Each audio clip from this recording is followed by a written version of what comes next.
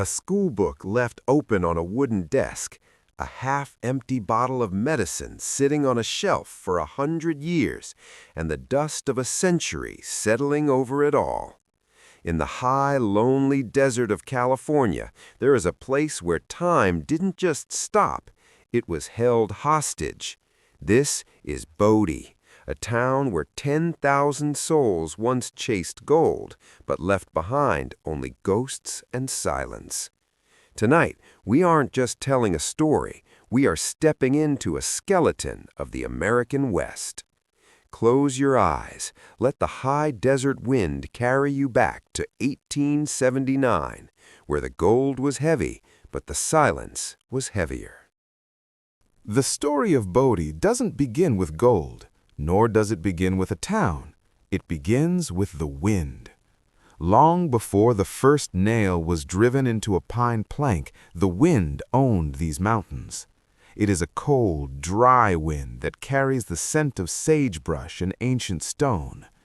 At 8,375 feet above the sea, the air is thin, crisp, and unforgiving. It is here, in 1859, that our story finds its first soul, W.S. Bodie. Imagine a man wrapped in heavy wool, his boots crunching on the frozen crust of the earth. He was a prospector, a man of patience. He wasn't looking for a kingdom, he was looking for a sign, a glimmer of yellow in the gray quartz. As he climbed the high ridges of the eastern Sierra Nevada, he was unaware that he was walking over one of the richest gold deposits the world would ever know. But the mountains have a way of guarding their secrets. In November of that year, the sky turned the color of lead. A massive blizzard swept down from the peaks, blinding Bodie and his companion. The snow wasn't falling in flakes, it was a wall of white, erasing the horizon, erasing the path, erasing hope. Bodie grew tired. His breath came in short, frozen gasps. He sat down just for a moment to rest against a rock that sat directly above a fortune in gold. He never stood up again. He became part of the landscape, frozen in a state of eternal waiting, just as the town that would bear his name would one day be frozen in a state of arrested decay. Months later, when the spring sun finally peeled back the white shroud of winter, his remains were found.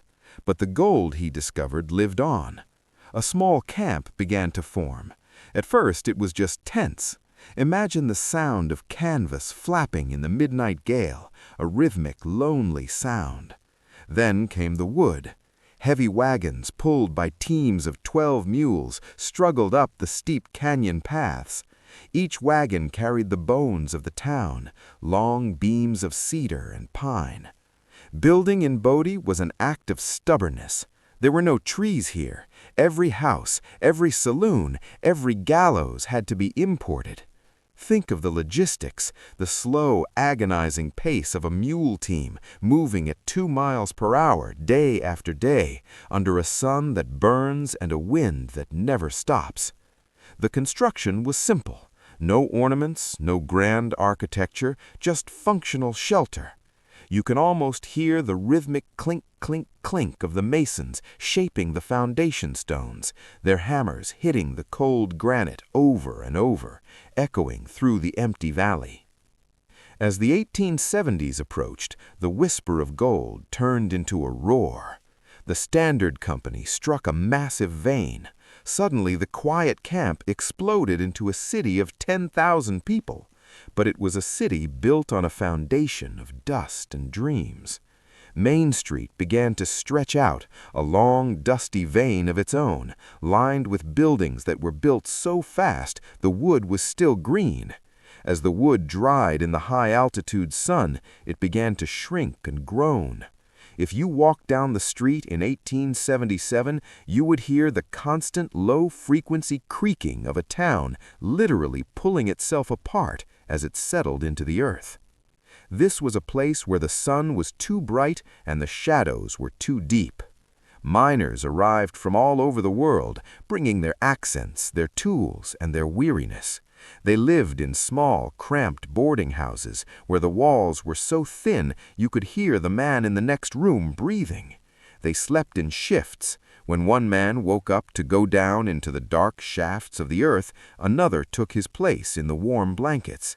It was a cycle of human machinery, a slow, repetitive pulse that kept the heart of Bodie beating. The transition from a quiet camp to a bustling city happened with a rhythmic intensity that few could imagine. Beneath the dusty boots of those walking on Main Street lay a second city, a city of shadows and stone. This was the world of the Standard Mine and the Bodie Consolidated. To understand Bodie, one must understand the heavy, repetitive sounds of the stamp mills. Imagine standing on a ridge overlooking the town at midnight.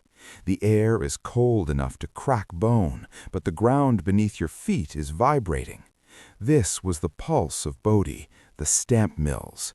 Huge iron-shod wooden beams, weighing nearly 1,000 pounds each, were lifted by steam power and dropped over and over onto the raw quartz ore.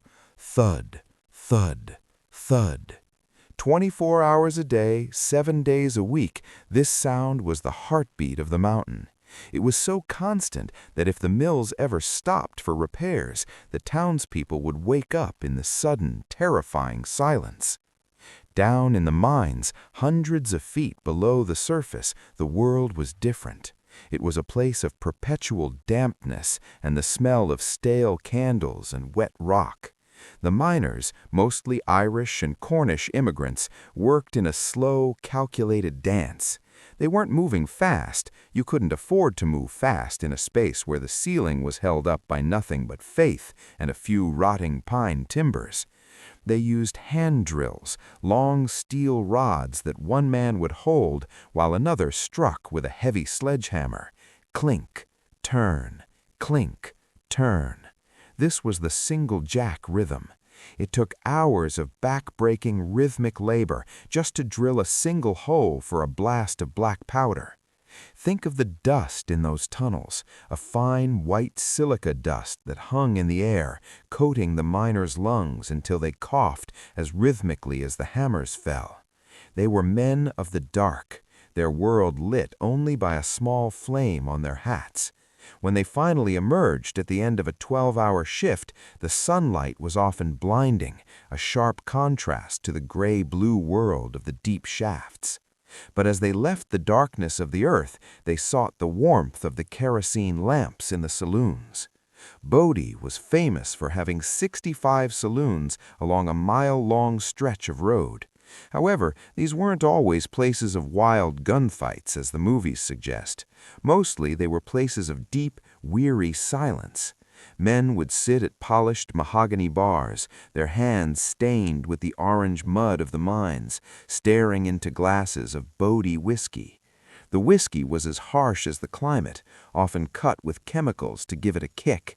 The air in the saloons was thick with tobacco smoke, blue clouds that drifted lazily toward the ceiling, swirling around the ornate chandeliers that had been hauled over the mountains piece by piece. You could hear the low hum of voices in a dozen different languages, all blending into a single monotonous drone. The sound of a piano might drift through the room, played by someone who had seen better days in San Francisco, the notes slightly out of tune because of the altitude and the dry air. Behind the bars stood the silent witnesses, the bartenders. They polished glasses with a repetitive motion, over and over, the white cloth squeaking against the glass. They watched the money flow across the wood, gold coins, heavy and cold. In Bodie, gold was the only thing that felt real. Everything else, the buildings, the people, even the law, seemed temporary, as if they were just waiting for the wind to blow them away. Even the violence in Bodie had a strange, repetitive quality. It was often a matter of pride or a drunken misunderstanding over a card game. But after the noise of a gunshot faded, the silence of the high desert would rush back in, more powerful than before. The town would bury its dead in the cemetery on the hill, a place where the wind whistled through the iron fences, a sound that reminded everyone that in the end, the mountain always wins. As the night deepened, the lights in the saloons would dim.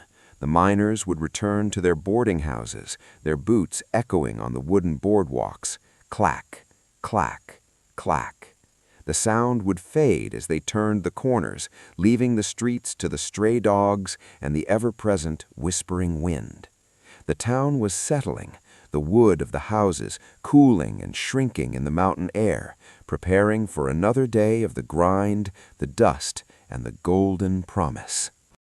While the mines roared and the saloons hummed, there was another side to Bodie, a world of quiet, domestic monotony. This was the life of the women and children who lived in the small rectangular houses scattered along the hillsides. These houses were built for survival, not for beauty. The walls were often lined with old newspapers or burlap sacks to keep the biting mountain wind from whistling through the cracks in the green wood. Imagine a kitchen in 1880. The center of the world was the cast-iron stove. It was a heavy, black beast that required constant attention. Every morning began with the same repetitive ritual, the scratching of a match, the small flame catching the kindling, and the slow, metallic clink of the stove lids being shifted. Water had to be carried from the town wells, bucket by bucket. Think of the weight of the water, the handle of the pail digging into a cold hand, and the rhythmic slosh of the liquid as it moved through the dusty streets. The life of a Bodie housewife was a cycle of dust. In the high desert, the dust is a living thing. It creeps under doors and settles on every surface in a fine gray powder. Cleaning was a slow, endless battle. The sound of a broom sweeping across a wooden floor, shh, shh, shh, was the background music of the morning. Everything was manual. Laundry was done in large tin tubs, the fabric rubbed against corrugated washboards until the knuckles grew red and raw. The scent of lye soap, sharp and medicinal, filled the small rooms, mingling with the smell of boiling coffee and frying salt pork. But to see the heart of Bodie's daily life, one must look at the Boone General Store. This building still stands today, and it is perhaps the most haunting place in the town. If you were to look through its wavy glass windows now, you would see a world frozen in time. Imagine the store shelves as they were then. They weren't filled with the bright plastic packaging of today. Instead, there were rows of identical tin cans with simple paper labels, peaches, beans, and condensed milk. There were large wooden barrels filled with flour and sugar, the scoops sitting quietly in the white powder.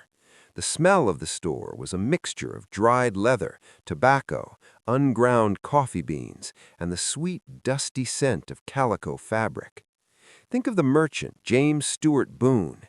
He spent his days in a slow, rhythmic routine. He would stand behind the heavy wooden counter, his ledger open before him. Every sale was written down by hand, the scratch of a nib pen on paper being the only sound in the room. Dip the pen, write a line, blot the ink, over and over. He sold everything from blasting powder for the mines to silk ribbons for a Sunday dress. In the back of the store, there were shelves of medicines, brown glass bottles with labels promising to cure everything from miner's lung to melancholy. Most were just combinations of alcohol and opium, liquids that moved slowly and thickly inside the glass when held up to the light. These bottles still sit there today, their contents dried into dark crusts, their corks rotting away as the decades pass in silence. The children of Bodie lived in this world of arrested decay before it was even a term. Their playground was the sagebrush and the rusted remains of discarded machinery. They went to the brick schoolhouse on the hill, where the air was thick with the smell of chalk dust and wood smoke. Imagine 30 children sitting at their heavy iron-framed desks, their slate pencils scratching out lessons in unison. Scritch, scratch, scritch. The teacher's voice, monotonous and steady, drifted out the window and vanished into the vast, empty sky. As the afternoon sun began to dip behind the Sierra peaks, the shadows of the buildings grew incredibly long, stretching across the valley like dark fingers. This was the hour of the Bodie lair. Because the air was so thin and cold, the smoke from 1,000 chimneys wouldn't rise. It would settle in a thick gray blanket over the town. The world became muffled. The sounds of the stamp mills felt further away. The town was tucking itself in, preparing for a night where the temperature could drop 40 degrees in a few hours. In those quiet evening hours, families sat by kerosene lamps. The light was soft, amber, and flickering. It didn't reach the corners of the rooms. People didn't talk much. They listened to the house. They listened to the wood contracting in the cold, a series of small pops and creaks that sounded like footsteps on the stairs. They waited for tomorrow, a day that would be exactly like today and exactly like the day after, until the gold finally ran out and the silence moved in for good.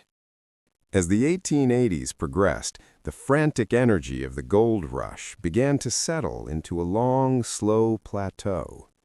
Communication with the outside world, the civilized world beyond the mountains, was a matter of extreme patience. This was the era of the stagecoach and the slow migration of paper. Imagine the arrival of the mail. In Bodie, the post office was the town's connection to reality.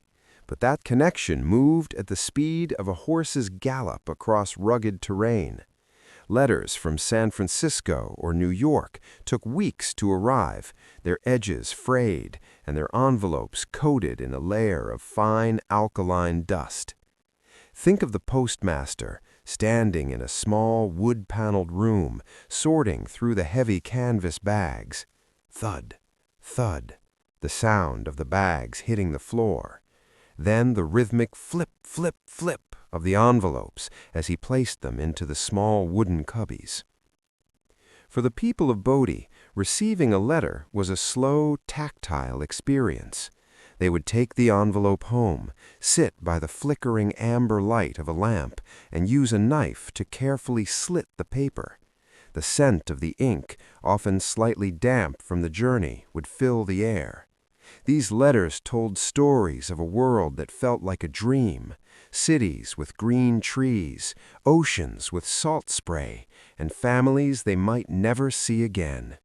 They would read the words slowly, over and over, until the paper grew soft and the ink began to smudge under their thumbs. But as the years turned into the 1890s, a subtle change began to creep over the town. The gold veins, once thick and generous, were becoming thinner. The stamp mills didn't roar quite as loudly. Some of the mills began to go silent, one by one. And in Bodie, silence was a physical weight. When a mine closed, it wasn't a sudden explosion of movement. It was a slow retreat. First, the heavy iron tools were gathered and stacked. Then the massive timber beams were left to groan under the weight of the mountain. Finally, the heavy wooden doors were pulled shut, and the iron padlocks were clicked into place. Click. That sound marked the end of 1,000 men's dreams. Families began to look at their sturdy wooden houses differently. What was once a fortress against the wind now felt like a cage. The departures were quiet. People didn't sell their furniture because there was no one left to buy it. They didn't pack their heavy cast-iron stoves because the cost of hauling them back over the mountains was more than the stoves were worth. Imagine a family leaving in 1912. They pack only what they can carry in a few trunks. They stand in the doorway of their home for the last time. They look at the dining table where they ate 1,000 meals. They look at the marks on the wall where their children grew taller. And then they simply walk out and close the door. They don't lock it. There's no need.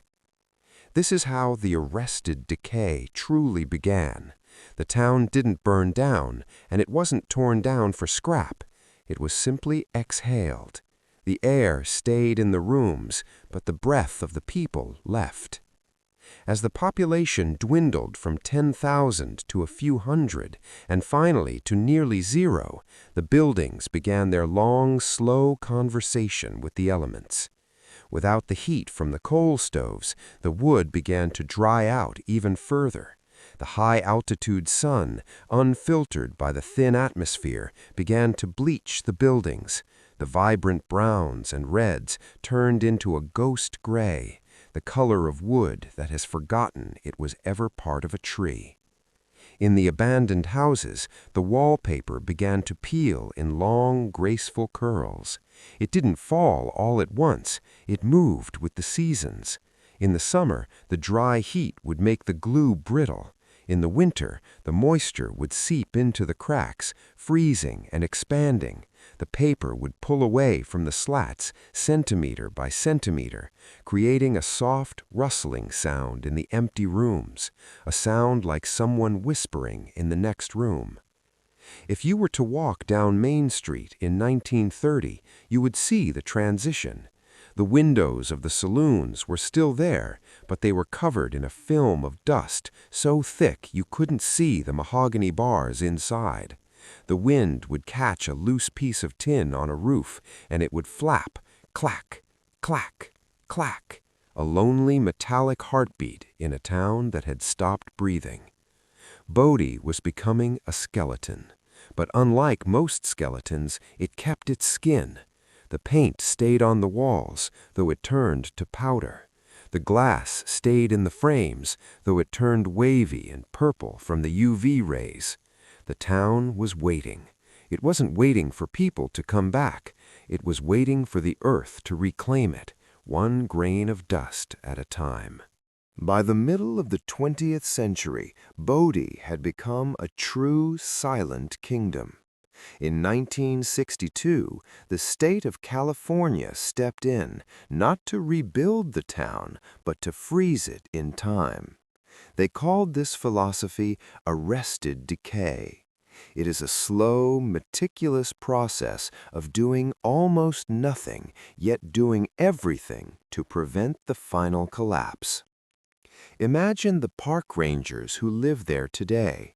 Their job is perhaps the most repetitive and quietest in the world. They don't use new mails if they can help it. They don't use bright, fresh paint.